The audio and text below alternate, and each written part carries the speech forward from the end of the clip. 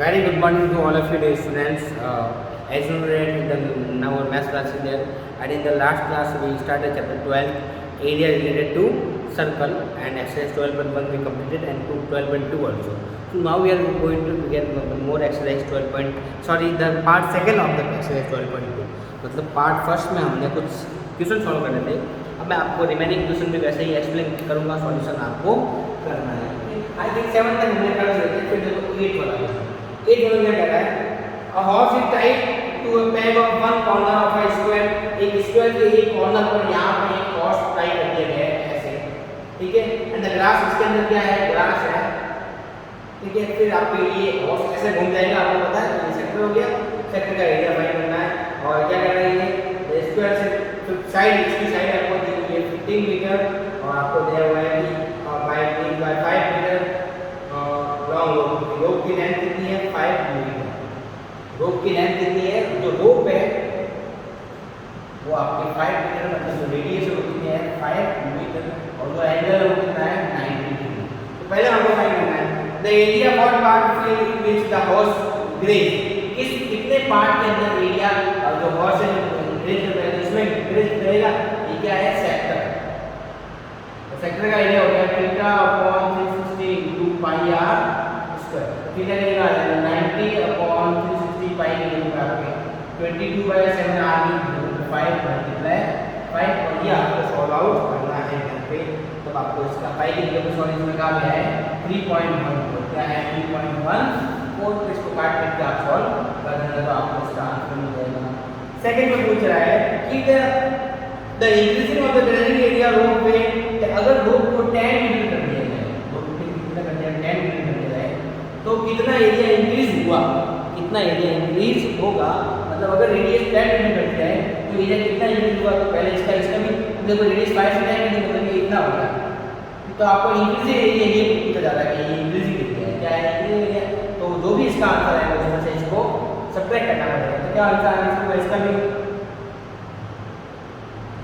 Theta upon 360 into यहाँ पे r1 ले लेना, और ये r1 ताकि आपको दिक्कत नहीं आएगी. r1 यहाँ करना है r2 बाई r2, ठीक है. थीटा के लिए करना है 90 अपॉन 360 इनटू 3.14 इनटू 10 इनटू 10.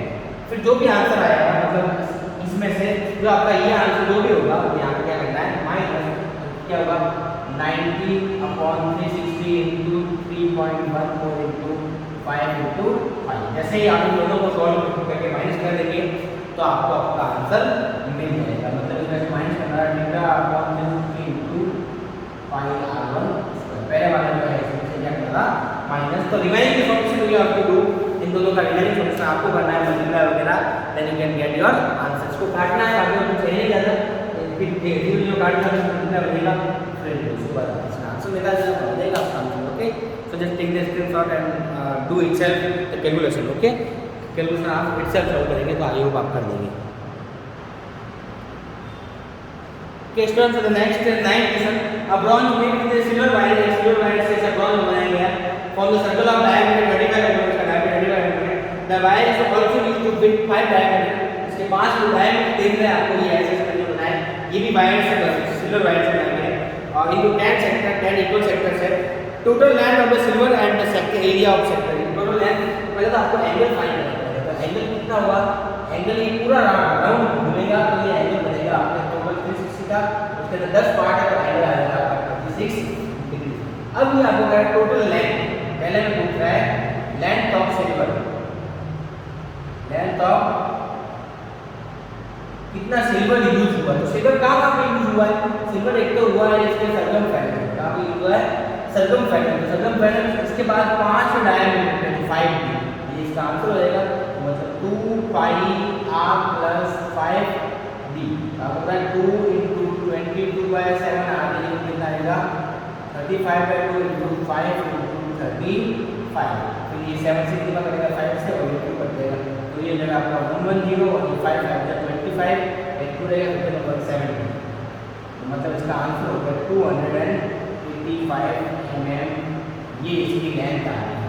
फिर दूसरे में आपको पूछा जा रहा है कि एरिया ऑफ सेक्टर. सेक्टर क्या होगा, थीटा अपॉन 360 इनटू पाई r स्क्वायर.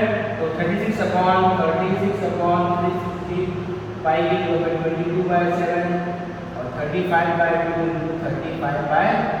फिर आप इसको सॉल्व कर लेना और आपको इसका एरिया मिल जाएगा। तो एमएम में है और इसका जो भी आंसर आएगा वो एमएम में आपको मिल जाएगा। तो इस टाइप से आपको सॉल्व करना। So just take the screenshot and solve the remaining calculation itself. आपको रिमेनिंग कैलकुलेशन इटसेल्फ करनी है। Okay students, so the next question number 10, an umbrella has 8 inch। एक umbrella के अंदर 8 इंच से देख लो, ये ऐसे 8 इंच आपको दिख रहे होंगे। फिर इक्वली स्प्रेड, वो इक्वली स्प्रेड किए हुए। Assuming the umbrella as a flat circle, इसको फ्लैट सर्कल एज्यूम करना है। Radius 45 centimetre, find the area between two consecutive ribs. दो रिब्स के बीच का एरिया, क्योंकि दो रिब्स है, ये एक रिब हो गई और ये एक रिब, इनके बीच का एरिया फाइंड करना है। मतलब क्या फाइंड करना है आपको? सेक्टर थीटा अपॉन 360 into पाई r स्क्वायर। यहाँ पे एंगल में दिक्कत आएगी, तो एंगल कैसे वो पूरा राउंड घूमेगा तो कितना हो जाएगा 360 और 8 डिग्री से 360 अपॉन कितना आएगा 45। बस इसका आंसर हो जाएगा 45 अपॉन 360 into 22/7 और r कितना है 45 into 45। अब आप इसको सॉल्व कर देंगे तो आपका आंसर सेंटीमीटर स्क्वायर में आपको मिल जाएगा। तो ये आपको जो है एक्सेल सॉल्व करना है, केवल कैलकुलेशन में। तो आई थिंक आप कर देंगे, कोई ज़्यादा हार्ड नहीं है नहीं। Okay, just take the screenshot and do itself. Only calculation only you have to solve. जो भी कैलकुलेशन है केवल वही आपको सॉल्व करनी है, कोई ज़्यादा हार्ड आपको लगेगा नहीं। कट वट करके इसका आंसर मेंशन करना है।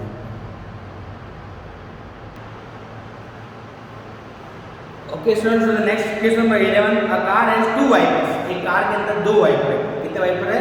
2 वाइपर है। The length of the blade, उसके ब्लेड की लेंथ कितनी है 25 मीटर। तो जो लेंथ है वाइपर आपको पता है ये ऐसे घूमता है, सेक्टर की फॉर्म में घूमेगा। तो सेक्टर की जो रेडियस है वो कितनी रहेगी 25 मीटर और एंगल है 150 डिग्री। Find the total surface area clean by each sweep. हर एक स्पॉट में जो है कितना एरिया क्लीन होगा। तो आपको पता है सबसे पहले इसका सेक्टर का एरिया फाइंड कर लेते हैं। सेक्टर क्या होगा थीटा अपॉन 360 into पाई r स्क्वायर। थीटा की जगह 115 अपॉन 360 पाई की जगह 22/7 एंड 25 into 25। तो ये आपका जो आंसर आप करेंगे वो आपका आंसर आ जाएगा। बट ये जो है वो आपका केवल एक ब्लेड का एरिया। कितनी ब्लेड है? 2 वाइपर्स। तो टोटल एरिया के लिए इसको 2 से मल्टीप्लाई करना पड़ेगा, तब जाके आपको इसका टोटल एरिया मिलेगा। क्योंकि 2 ब्लेड है, 2 से मल्टीप्लाई करना पड़ेगा। अब आप इसकी कैलकुलेशन एक्शन कर लीजिएगा, मल्टीप्लाई वगैरह करके इसका आंसर फाइंड कर लीजिएगा और इसमें आएगा सेंटीमीटर स्क्वायर आपका answer. So just take the screenshot.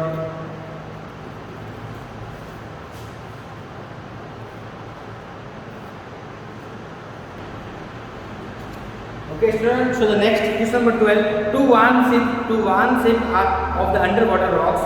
मतलब अंडर वाटर पानी के अंदर जो वान शिप चलती है उनको जो है light out spread red light over a sector of 80 degree at distance 16.5 kilometre.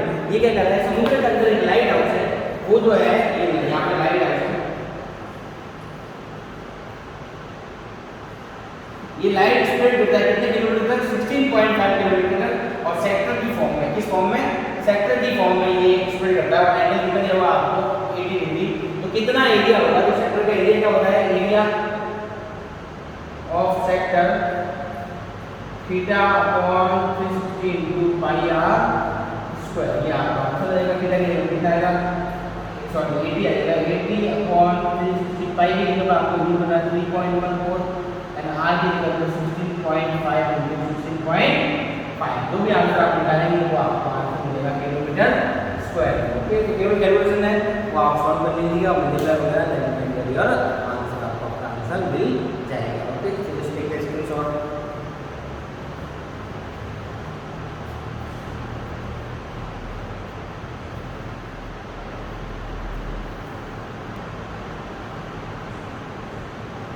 Okay students, so the next question number 13, a round table cover has a 6 equal design।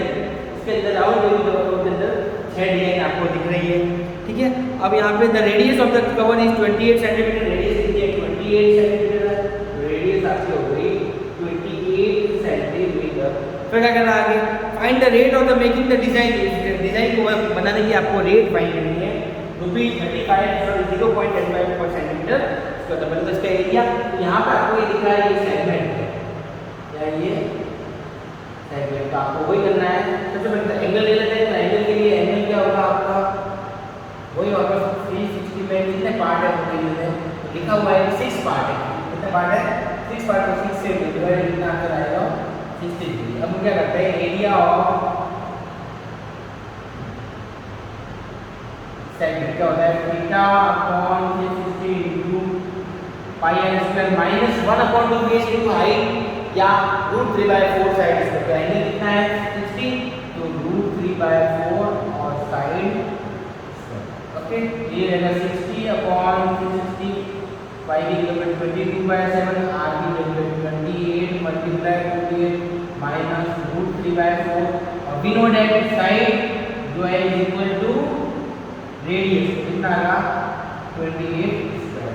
इसको काट दो, 6 × 36 7 4 × 28, तो फिर ये करेगा 3 टाइम, फिर ये करेगा 2 टाइम, ये हो गया आपके तो 44 × 28 अपॉन 3 माइनस यहाँ पे √3 डिनोटेड, √3 कितना है 1.7, यहाँ पे आपको 1.7/4 और 28 मल्टीप्लाई 28 काटना है, इसको 7 आ जाएगा, तो उसके बाद 44 मल्टीप्लाई 28/3 माइनस 1.7 × 7 × 28, और जैसे ही आप इसको सॉल्व करेंगे वो आपको आंसर मिलेगा सेंटीमीटर स्क्वायर में। इसको मिल जाएगा सेंटीमीटर स्क्वायर में, फिर कॉस्ट के लिए इससे मल्टीप्लाई करना, तो टोटल कॉस्ट जो है टोटल कॉस्ट आपका किससे है 0.35 से जो आंसर आएगा उसको मल्टीप्लाई करना, तो रुपीस में आपको कॉस्ट मिल जाएगी। या सबसे लास्ट में करना है, इसका आंसर आने के बाद में आपको करना है उससे और मल्टीप्लाई करना है, and you can get your answer. आपका जो रिमेनिंग टोटल कॉस्ट जो है वो आपको मिल जाएगी। आई hope you understood this question, only depend on the 2 formulas are there and calculation are there. So if you make fast the calculation, then it is too much easy. Okay, so just take the screenshot. थोड़ी calculation को आप तेज कर दीजिए, कोई दिक्कत आएगी नहीं इस चैप्टर में, ठीक है। पूरा चैप्टर ये ऐसे ही है। Okay students, this is the last solution of our exercise 12.3। After that 12.3 is completed, next class we will begin exercise 12.3. Okay, so the last will take the correct option of the following, take करना है इन सही option को। कह रहा है कि area of sector angle P, angle कितना दिया हुआ आपको P दिया हुआ है, एंड रेडियस R, अगर रेडियस R है और एंगल P है तो उसका सेक्टर का एरिया कितना होगा, तो आपको पता है आप इसका आंसर फाइंड कर लेंगे। तो सेक्टर का एरिया क्या होगा, theta upon 360 into pi r square, ठीक है, ये वाला angle P upon 360 into pi r square, ये जो आंसर है ये आपका आंसर है। अगर ऑप्शन में कहीं पे है तो आपको टिक करना चाहिए, कितना P upon 360 pi r square, r square, यहाँ पे आर तो कट हो गया, आर आर दोनों क्या हो गया कट गया। अब या तो ये हो सकता है या फिर ये हो सकता है, इन दोनों में से एक आपका आंसर है। तो ये देखिए P अपॉन 180 और पाई आर स्क्वायर है, लेकिन P के नीचे क्या है 360, यहाँ पे क्या है 180, तो कोई चांसेस नहीं है कि 360 आएगा, तो ये वाला भी क्या हो गया कट। अब यहाँ ये तो है तो नहीं, लेकिन जब इसको सॉल्व करेंगे तो देखिए यहाँ पे P 2 से करेंगे कितना कटेगा 1 टाइम और ये कटेगा 360 आएगा P/360 into pi r square. तो इससे ये बन रहा है, इसका मतलब इसका आंसर कौन सा ऑप्शन, और the correct answer is option 4। Okay, so आपको इस टाइप सॉल्व करना है। So now I hope you understood 12.2 exercise very well.